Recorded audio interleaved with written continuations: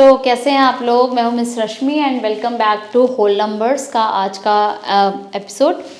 तो आज हम लोग होल नंबर्स की जो प्रॉपर्टीज़ हमने लास्ट टाइम करी थी उन्हीं प्रॉपर्टीज़ को थोड़ा सा आगे बढ़ाने वाले हैं। ठीक है, तो उससे पहले कि हम आगे नेक्स्ट प्रॉपर्टी में बढ़े, आज शुरू करते हैं एक एक्टिविटी से। ठीक है, इस एक्टिविटी के लिए आपको चाहिए होगा ग्राफ पेपर। ग्राफ पेपर चाहिए होगा आपको। ठीक है, तो आपने अगर ग्राफ पेपर ले लिया तो आपको ग्राफ पेपर का 6x8 का एक बॉक्स काटना है। 6x8 का मतलब है कि 8 बॉक्सेस ऊपर और 6 बॉक्सेस नीचे आपके होने चाहिए, कुछ इस तरीके से। ठीक है,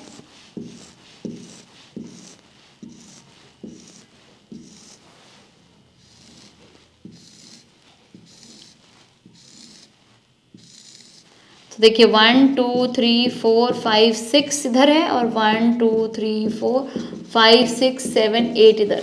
तो 6x8 का ये हमने एक ग्राफ पेपर ले लिया जिसमें कि 8 बॉक्सेस इधर और 6 बॉक्सेस इधर है। तो अब आप क्या कर सकते हैं, या तो आप इसको काउंट कर सकते हैं। ठीक है, और काउंट करने के बाद आपको पता चलेगा कि 6 × 8 कितना होता है। काउंट करने के बाद आपको पता चलेगा कि 6 × 8 कितना होता है। ठीक है, तो अब अगर आपने काउंट कर लिया हो तो अब आप क्या करिए कि अपने इस ग्राफ पेपर को कुछ इस तरीके से कट कर लीजिए। एक आपने ऐसे, ये जो ब्लैक लाइन है यहाँ पर आपने इसको कट कर लिया। ठीक है, अब डियर कैट्स, अपने बच्चों को कट करने के बाद इनसे बोलिए कि अब ये इंडिविजुअली जो इनको दो टुकड़े मिले हैं, दैट इज एक होगा 6x5 का और एक होगा 6x3 का टुकड़ा। ठीक है, इन दोनों में कितने कितने बॉक्सेस हैं वो काउंट करिए। ठीक है, तो आपके पास 6x5 में अगर आप काउंट करेंगे ये बॉक्सेस 1 2 3 4 5 6 7 8 9 10, तो ये 30 बॉक्सेस मिलेंगे आपको। और ये आपको मिलेंगे, देखिए 1 2 3 4 5 6 ऐसे करते करते 18 बॉक्सेस मिलेंगे।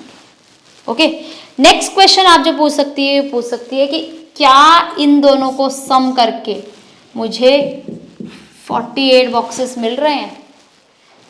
ठीक है, जो कि सबका आंसर होने वाला है यस। और अगर आपको लग रहा है कि भाई 6x8 का हर किसी को नहीं देना, तो आप अलग अलग दे सकते हैं। जैसे किसी बच्चे को आप 7x9 का दे सकते हैं, किसी बच्चे को आप जो है 12x5 का दे सकते हैं, और इस तरीके से आप अलग अलग बॉक्सेस दे सकते हैं बच्चों को। बट कट करने के बाद ये वेरीफाई करना ज़रूरी है कि क्या ये सम इसके इक्वल है। यहाँ से हमें मिलती है हमारी अगली प्रॉपर्टी, जिस प्रॉपर्टी का नाम है हमारा डिस्ट्रीब्यूशन प्रॉपर्टी ओवर एडिशन। ठीक है, तो next property is distributive property over addition.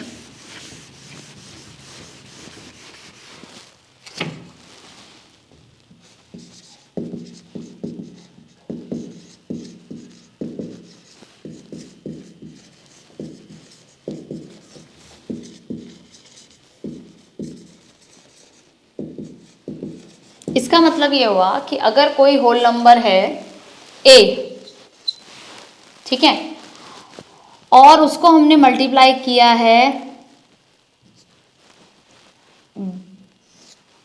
b + c से, तो वो इक्वल होता है a × b + a × c के। ठीक है, जैसे कि हमने पिछला केस लिया था तो 6 × 8 था, तो इसको मैं 6 × 5 + 3 कर सकती हूँ, और तो ये 6 × 5 + 6 × 3 था। करेक्ट। सिमिलरली अगर मेरे पास एक नंबर है 7 × 12, तो मैं इसको लिख सकती हूँ 7 × 10 + 2। तो मेरा आंसर बड़ा इजी हो जाएगा, 7 × 10 + 7 × 2, तो ये हो जाएगा 70 + 12 = 80, 14 = 84। तो ये जो मेरा है this is known as distributive property over addition. ठीक है, distributive property over addition. Okay, अब मैं आपको एक नेक्स्ट कराना चाहती हूँ, वो है आइडेंटिटी। नेक्स्ट प्रॉपर्टी है identity.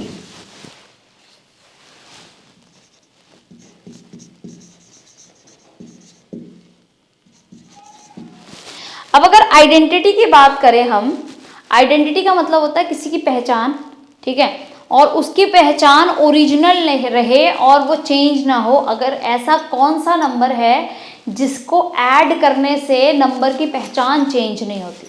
Yes, you are right, ऐसा नंबर केवल 0 है।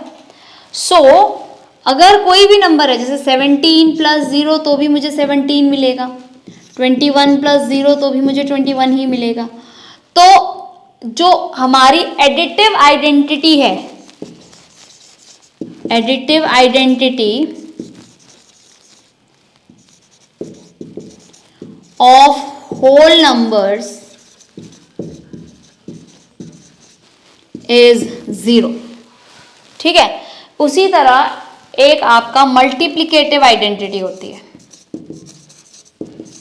मल्टीप्लिकेटिव आइडेंटिटी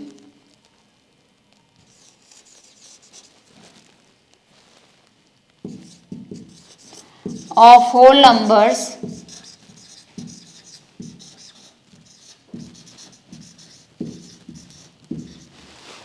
वो है 1। कैसे? क्योंकि 7 × 1 आप करेंगे तो 7 मिलेगा, 17 × 1 आप करेंगे तो भी 17 ही मिलेगा, 21 × 1 करेंगे तो 21 ही मिलेगा। तो ऐसे दो नंबर्स जिनको ऐड करने से उस दूसरे नंबर की आइडेंटिटी चेंज ना हो, 0 है, या मल्टीप्लाई करने से दूसरे नंबर की आइडेंटिटी चेंज ना हो तो वो 1 है, ठीक है। तो these are called identities of 0 of whole numbers, ठीक है।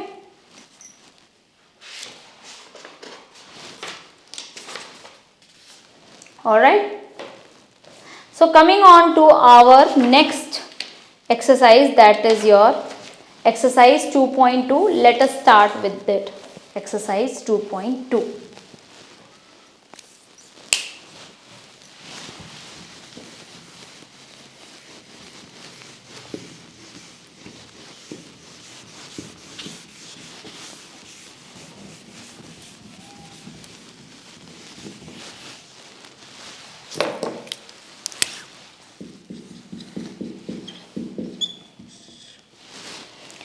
ओके, एक्सरसाइज 2.2 में सबसे पहले हम लोग क्वेश्चन नंबर 1 से स्टार्ट करते हैं। क्वेश्चन नंबर 1 में बोला है find the sum by suitable rearrangement.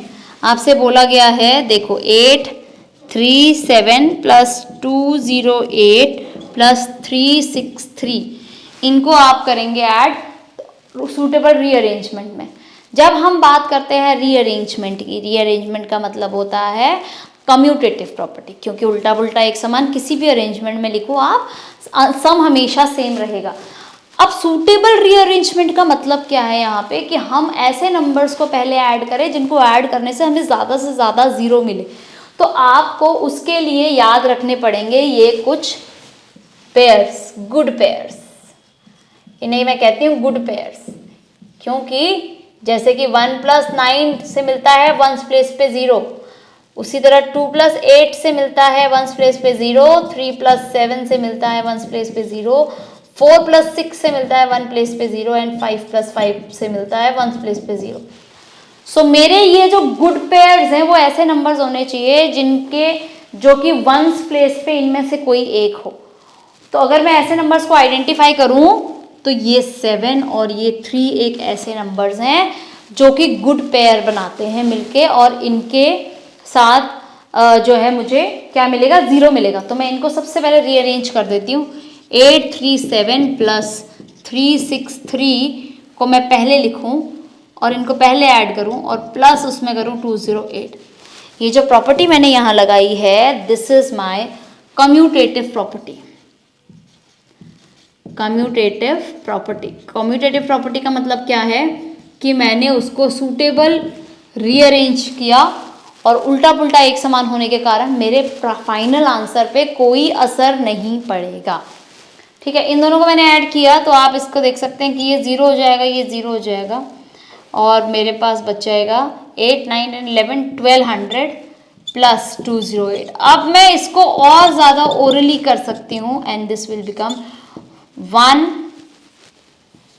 1408। That is my final answer. Okay, so next question आप लोग खुद से आइडेंटिफाई करो और मुझे बताओ कौन से जो नंबर्स हैं वो आपके गुड पेयर्स हैं। ओके, आप बताइए ज़रा कौन से नंबर्स आपके गुड पेयर्स हैं नेक्स्ट क्वेश्चन के अंदर। जैसे कि आपका नंबर है 1962 प्लस 453 प्लस 1538 प्लस 647। सिंपल है, 3 वाला जो है वो 7 के साथ, 8 वाला जो है वो 2 के साथ, तो 1962 प्लस 1538 ये मेरा एक पेयर बन गया, प्लस 453 प्लस 647 ये मेरा एक पेयर बन गया। जब मैं इन दोनों को ऐड करूंगी तो मुझे मिलेगा 0 0 5 3 प्लस जब मैं इनको ऐड करूंगी तो मुझे मिलेगा 0 0 1 1 और इन दोनों को ऐड करने के बाद मुझे मिलेगा 4600 मेरा आंसर हो जाएगा। तो आई होप आपको कम्यूटेटिव प्रॉपर्टीज़ के आंसर्स क्वेश्चन समझ में आए हो। डियर कैट्स, इस तरीके के क्वेश्चंस आप लोग खुद से बनाकर बच्चों को दीजिए जिसके अंदर ये गुड पेयर्स का इस्तेमाल किया गया है ज़्यादा से ज़्यादा, और इसके अंदर बच्चों को समझाइए कि ये कम्यूटेटिव प्रॉपर्टी लिखने के हाफ मार्क्स जो हैं एक्स्ट्रा मिलते हैं।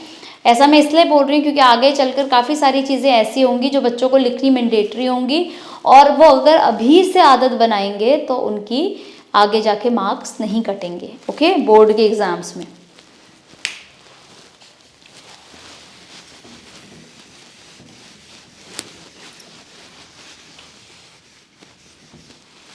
अगला जो क्वेश्चन है मेरा दैट इज क्वेश्चन नंबर 2 और इसमें बोला है सूटेबल रीअरेंजमेंट से प्रोडक्ट बनाइए। Find the product using suitable rearrangement. तो जैसे कि हमारा जो क्वेश्चन है वो है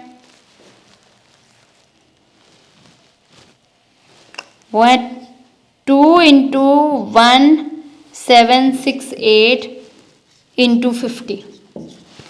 तो बेटा जी सबसे पहले तो जैसे कि एडिशन के गुड पेयर्स थे वैसे ही मल्टीप्लिकेशन के भी कोई गुड पेयर्स होते हैं। मल्टीप्लिकेशन के जो गुड पेयर्स होते हैं वो कुछ इस तरीके से होते हैं जैसे कि 2 इंटू 5 तो ये 10 बन जाता है, 2 इंटू 50 तो ये 100 बन जाता है, 4 इंटू 25 ये 100 बन जाता है। ठीक है ना, 4 इंटू 25 ये 100 बन जाता है, 8 इंटू 125 तो ये 1000 बन जाता है। ओके, सो इस तरीके से जो नंबर्स हैं वो आपके कुछ गुड पेयर्स होते हैं जिनसे कि हमें ज़्यादा से ज़्यादा 0 मिले। तो ऐसे नंबर्स को आप आइडेंटिफाई कीजिए जैसे कि ये दोनों। तो 2 इंटू 50 आपने लिखा, साथ में इंटू में 1768 लिखा। ये कौन सी प्रॉपर्टी है? ये कम्यूटेटिव प्रॉपर्टी है। ठीक है,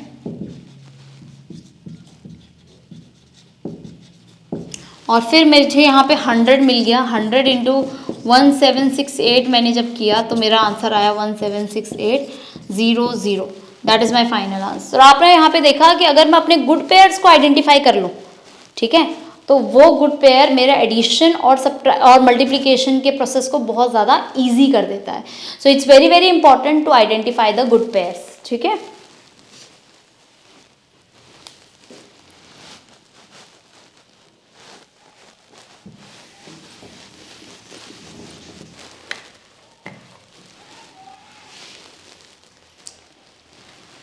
नेक्स्ट इसी का हम लोग एक और क्वेश्चन करते हैं जैसे कि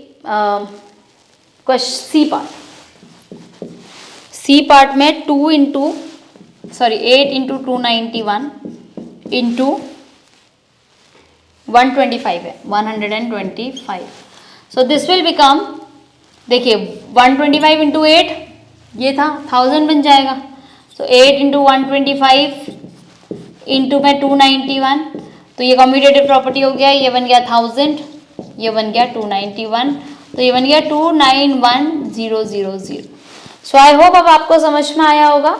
उसी तरह एक पेयर और है जो आप लिख सकते हैं, दैट इज 625 इंटू में आप 16 करते हैं, ठीक है, तो 625 इंटू 16 आपका जो बनता है वो बनता है 10,000। करके देख लेते हैं 625 और 16 को। जैसे 6 5 सा 30, 6 2 सा 12, 13 14 15, 6 6 सा 36 एंड 37। सिमिलरली यहाँ पर 5 2 एंड 6, तो ये 0 0 0 एंड 10,000। ओके, तो ये आपका 10,000 बनता है 625 into 16। So 4 into that's it. ठीक है, ये आपके गुड पेयर्स हैं, इनको आप लोग याद रखेंगे और इनको याद रख के आप बाकी के पार्ट्स ट्राई करेंगे। एक लास्ट पार्ट है ई पार्ट, वो मैं आपको करा देती हूँ ताकि आपको पता चले कि कभी कभी गुड पेयर्स जो होते हैं वो ज़रूरी नहीं है टोटल वो दें आंसर आपका। जैसे कि 285 इंटू 5 इंटू 60 है, ठीक है, तो इसके अंदर या तो आप गुड पेयर्स में इन दोनों को रखो, जैसे इन दोनों को रखा तो ये बन गया 285 इंटू 6 5 से 30 होता है और एक 300, और जब आप इसको मल्टीप्लाई करेंगे तो आपका आंसर लाइक आएगा 15 25 एंड 8 0 0, या फिर आप इन दोनों को मल्टीप्लाई करिए, बट कंपैरेटिवली ये ज़्यादा आसान है, ठीक है, तो आप इसको करके अपना आंसर इजीली निकाल सकते हैं। Okay, so this is about good pairs and this is about question number 2। Coming on to question number 3।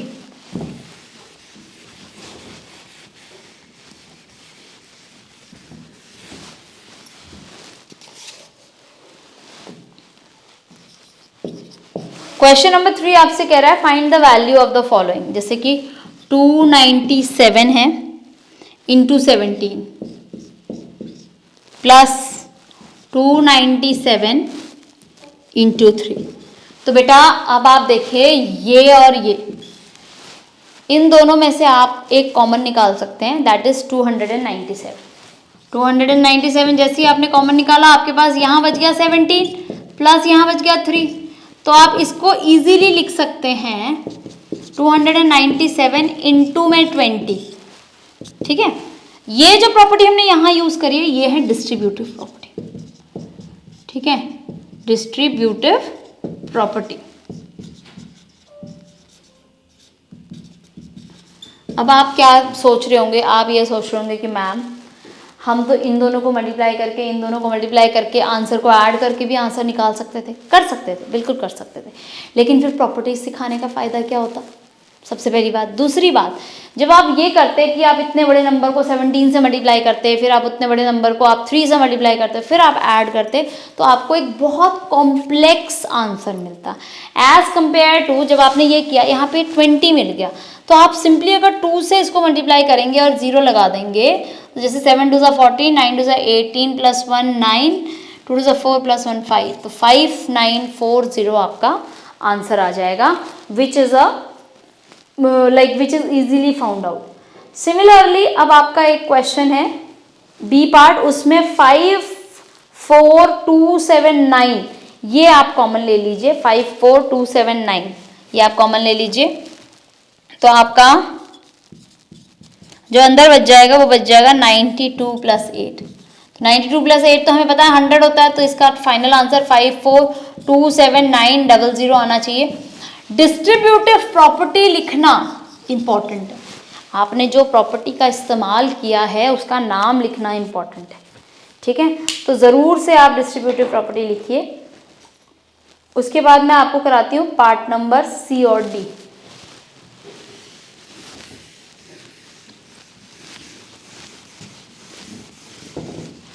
अब जैसे पार्ट नंबर सी है आपका 81265 265 minus sorry into 169 minus 81265 into 69। देखो बेटा 81265 और 81265 दोनों में कॉमन है, तो बिना सोचे समझे आपने 81265 आपने बाहर ले लेना है, ब्रैकेट्स लगा देने हैं और यहाँ लिखना है 169 माइनस 69। तो ये जो आपने किया है ये स्टेप, ये भी डिस्ट्रीब्यूटिव प्रॉपर्टी है, ये भी डिस्ट्रीब्यूटिव प्रॉपर्टी है। और ये डिस्ट्रीब्यूटिव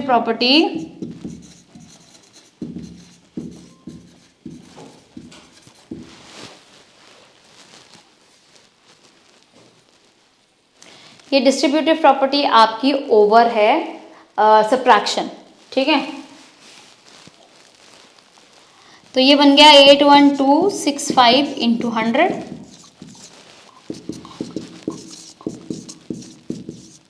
और ये आपका फाइनल आंसर आ गया। Okay right. अब डी में आप देखेंगे, डी के अंदर आपके पास कोई भी कॉमन नहीं है, कोई कॉमन नहीं है, कोई बात नहीं, देखते हैं कैसे करते हैं क्वेश्चन नंबर डी पार्ट।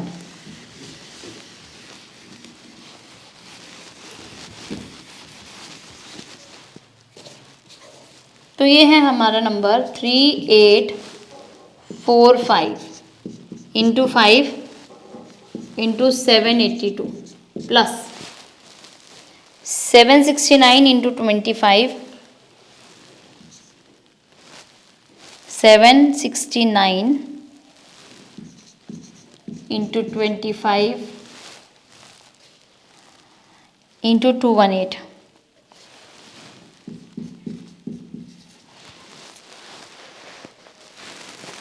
देखिए क्योंकि इसमें कुछ कॉमन नहीं है तो मैं ये देखती हूँ जनरल ऑब्जर्वेशन क्या होनी चाहिए मेरी होनी चाहिए जनरल ऑब्जर्वेशन कि कौन से मेरे गुड पेयर्स बना रहे हैं ओवर एडिशन मेरे गुड पेयर्स बन रहे हैं ये दो, ये वाला नंबर और ये वाला नंबर, और तो कोई नंबर बन नहीं सकता मेरा गुड पेयर, या फिर ये वाला नंबर और 25 गुड पेयर बना रहा है। बट अगर मैं देखूँ 782 और 218 तो इनका जो सम है वो 1000 है, सॉरी 10,000, क्योंकि 782 और 218 का 1000 इज द सम। सो कहीं ना कहीं मुझे ऐसा पता है कि इन दोनों को अगर मैं साथ में लिख लूँ तो मेरा आंसर बहुत इजी हो जाएगा, बट उसके लिए मुझे चाहिए कि मैं इनको मल्टीप्लाई करूँ और इनको मल्टीप्लाई करूँ, correct. So I will first multiply these two, तो आई विल गेट 5 5 ज़ा 25, 5 4 ज़ा 20, 8 42 एंड 15 16 19 इंटू में 782 प्लस जब मैंने 769 और 25 को मल्टीप्लाई किया 9 5 ज़ा 45, 34 35 36 38 इंटू 18, 6 2 ज़ा 12, 13 and 7 is a 14 and 1 15, 5 2 and this is 8 9 10 11 and 1 2 5 6 7 8 and 9 and voila, see I have got 19225 जो कि सेम है, इनटू में 218। तो now my work whatever I was working on out वो बिल्कुल सेम हो गया, तो मुझे एक कॉमन मिल गया 19225 मुझे कॉमन मिल गया। 782 प्लस 218 मैंने लिखा तो ये मुझे मिल गया 19225 इंटू में 1000 which is equals to 19225,000। So this is how I am going to apply my distributive properties over my different kinds of things that are given to me। ठीक है बेटे।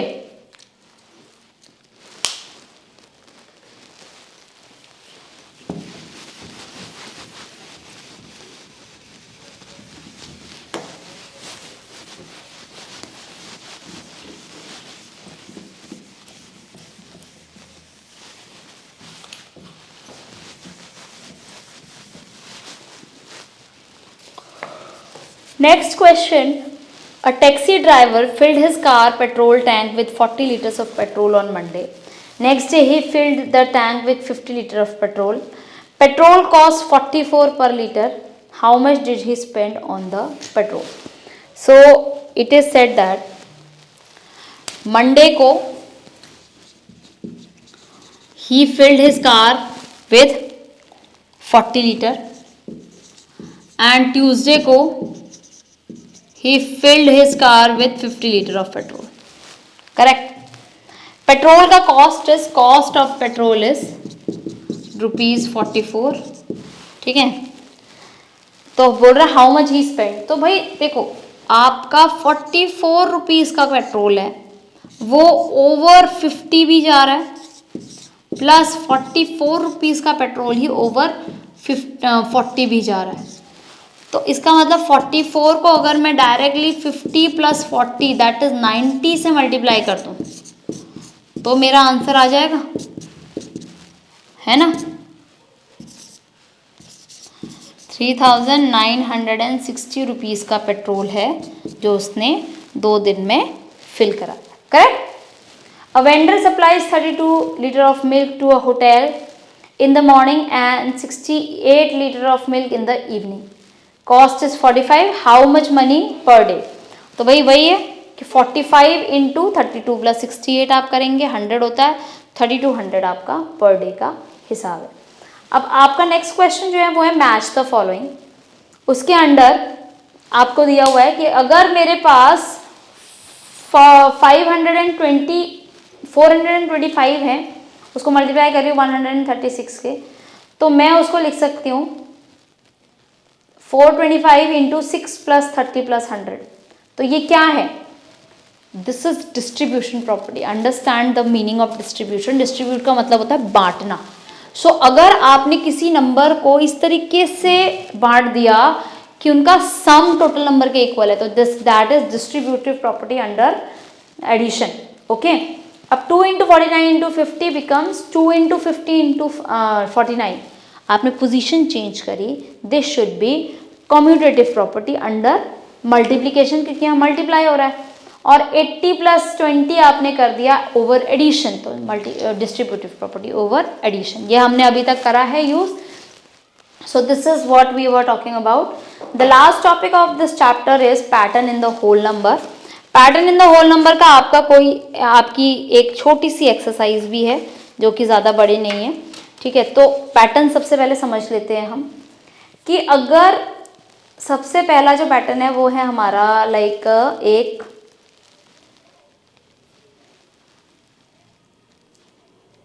स्क्वायर नंबर्स की अगर हम बात करें, that whole numbers could be arranged in square numbers. Square numbers को आप देखो होते क्या है.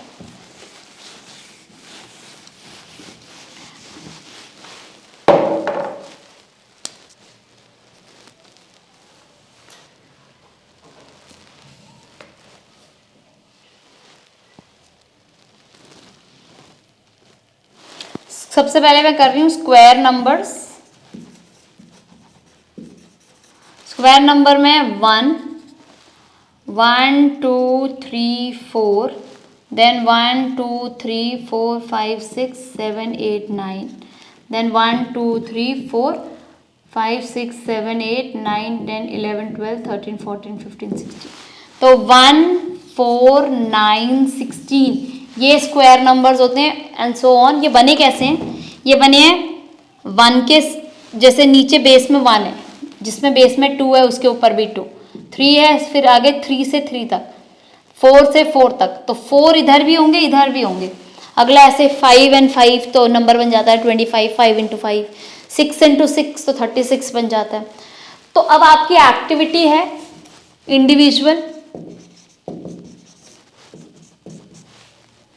इंडिविजुअल एक्टिविटी है. करना क्या है आपको? A4 साइज का शीट लेना है. ठीक है, 2 A4 साइज के शीट लेने हैं और 2 नंबर्स लिखने हैं उसमें, square number and triangular number. Square number and triangular number. और हर बच्चे को first 8 square number and triangular number बनाने हैं यूजिंग बिंदीज। कैसे? आपने बोला 1 इंटू 1 इक्वल्स टू 1 और एक बिंदी चिपका दी। 2 इंटू 2 इक्वल्स टू 4 और 1 2 3 4 ऐसे 4 बिंदी चिपका दी। 3 इंटू 3 इज 9, 1 2 3 1 2 3 एंड 1 2 3 ऐसे 4 बिंदी लगा दी। 4 इंटू 4 इक्वल्स टू 16, 1 2 3 4 1 2 3 4 1 2 3 4 1 2 ऐसे अलग अलग कलर्स की बिंदीज आपने चिपका दी। अगर आपके पास बिंदी नहीं है, ठीक है, तो आप कलरफुल डॉट्स से बना सकते हैं। ऐसे फर्स्ट 8 ट्रायंगुलर नंबर और स्क्वायर नंबर से आप बनाएंगे इस पैटर्न को। Let me tell you what are triangular numbers.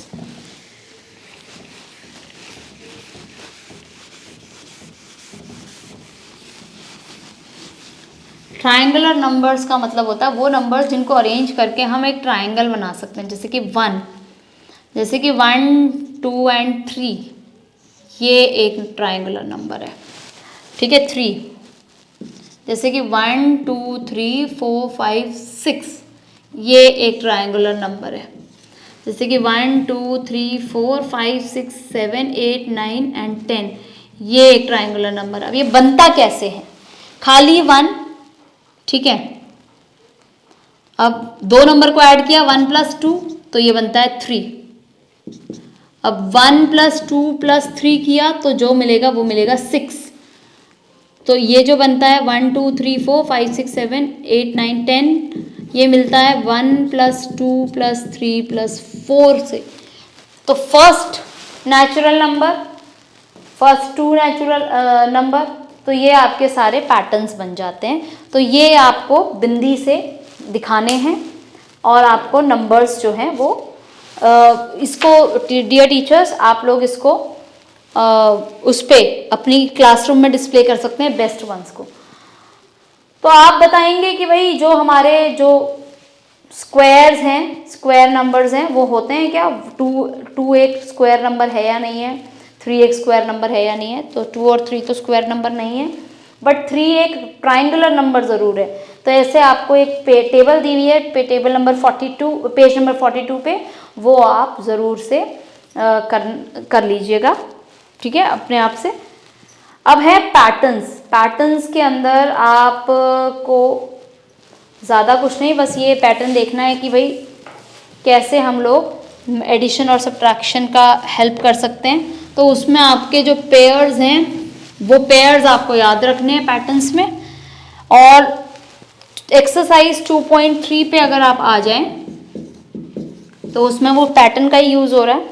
तो 1 + 0 1, 1 + 0 1, 0 × 0 0, similarly 0 divided by 2 is 0 and 10 - 10/2 is 0/2 which is 0, ठीक है। Product of two whole number is 0, then can we say that one of them or both of them be a 0? Yes, because 0 multiplied by any number is 0 and 0 multiplied by 0 is also 0. So या तो दोनों में से कोई एक number 0 हो या दोनों के दोनों नंबर 0 हो तो हमारा प्रोडक्ट 0 होता है। If the product of two whole number is 1, can we say that one or both will be 1? No. अगर किसी नंबर का प्रोडक्ट 1 आ रहा है तो इट्स इंपॉर्टेंट, देखिए 1 × 7 is 7, but 1 × 1 is 1. That when the number 1 is multiplied by 1 only, then you will get 1. Otherwise you will not get 1. Okay. Now distributive property का इस्तेमाल करके क्वेश्चन नंबर 4 आपको करना है, ठीक है। क्वेश्चन नंबर 4 आपको करना है। तो क्वेश्चन नंबर 4 का एक ही एग्जाम्पल मैं आपको कराऊंगी, जैसे कि क्वेश्चन नंबर 4 का part number A. 728 × 101, 728 × 100 + 1, this 100 + 1 can be written as 7280 + 728। तो आपका आंसर क्या आ जाएगा? 8008, ये आपका आंसर आ जाएगा। ओके, सो आपके पास सी पार्ट और डी पार्ट भी है, ठीक है, सी पार्ट और डी पार्ट भी है, और आप इसको इजीली कर सकते हैं।